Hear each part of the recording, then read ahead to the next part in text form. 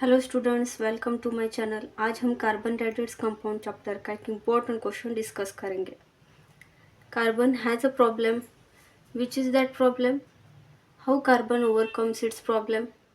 हम इस interesting question को आज सॉल्व करते करते एक इम्पोर्टेंट क्वेश्चन तक पहुंचेंगे। तो चलिए स्टार्ट करते हैं कार्बन के एटॉमिक नंबर से।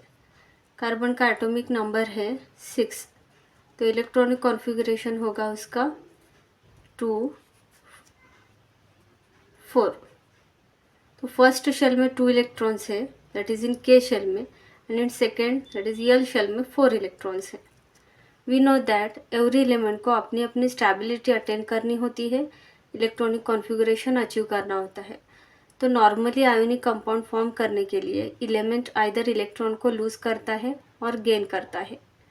अब कार्बन के आउटर मोस्ट शेल में 4 इलेक्ट्रॉन्स हैं। अब कार्बन को नोबल गैस कॉन्फ़िगरेशन अटेंड करने के लिए और 4 इलेक्ट्रॉन्स चाहिए। तो उसके लिए कार्बन आइदर इलेक्ट्रॉन को लूज करेगा और गेन करेगा। तो कार्बन यही 4 इलेक्ट्रॉन्स लूज और गेन का प्रोसेस नहीं कर सकता। क्यों नहीं कर सकता, वाई? तो यही कार्बन का प्रॉब्लम है और यही हमारा इम्पोर्टेंट क्वेश्चन है एग्जाम के लिए। तो question is that carbon atom does not form C4 minus anion and C4 plus cation. Why? Because of the two reasons. The first reason is that carbon could gain 4 electrons and form C4 minus anion. अगर carbon 4 electrons को gain करता है तो C4 minus anion form करेगा। But this is difficult because 6 protons in nucleus cannot hold 10 electrons, that is 4 extra electron. Nucleus के पास already 6 protons होते हैं। अब ये 6 प्रोटॉन्स कहाँ से आए? Number of protons is equal to number of electrons होता है। कार्बन के पास 6 इलेक्ट्रॉन्स हैं, तो न्यूक्लियस में टोटल 6 प्रोटॉन्स होते हैं। न्यूक्लियस के पास 6 प्रोटॉन्स हैं।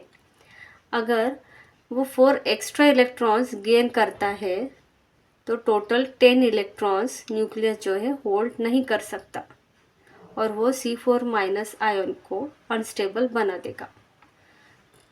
Because of this reason carbon जो है 4 इलेक्ट्रॉन्स गेन नहीं कर सकता। अब आते हैं सेकेंड रीज़न की तरफ।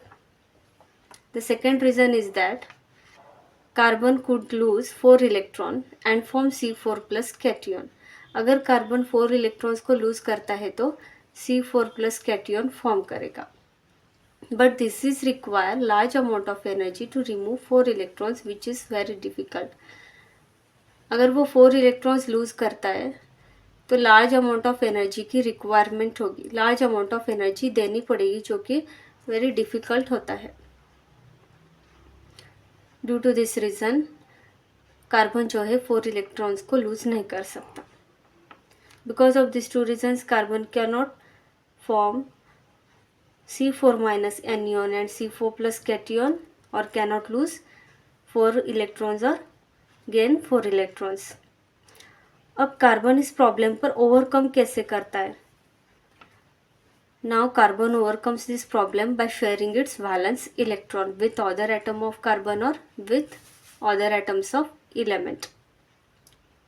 अब यहाँ पर वैलेंस इलेक्ट्रॉन है, वो क्या होता है? Valence electron is that is the electrons present in outermost shell, जो कि आउटर मोस्ट शेल में इलेक्ट्रॉन्स प्रेजेंट होते हैं और उनके पास दूसरे एटम के साथ बॉन्ड फॉर्म करने की एबिलिटी होती है।